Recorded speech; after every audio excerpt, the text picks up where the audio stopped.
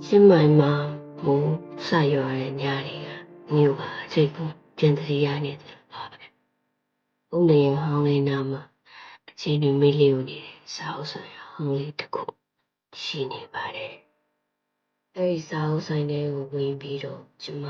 စာအုပ်တွေကိုဖတ်ကြည့်တဲ့အချိန်မှာ1996လို့ရေးထားတဲ့ notebook အဟောင်းတစ်ခုလည်းရှိနေပါတယ်။အဲ့ဒီရဲ့ပထမဆုံးစာမျက်နှာမှာရေးထားတာကတော့ဒီမျိုးကိုမြင့်တဲ့တောင်တွေကြားမှာတည်ခဲ့တဲ့ဆိုရင်စာကြောင်းလေးဖတ်လိုက်ရပါတယ်။1996ခုနှစ်မှာ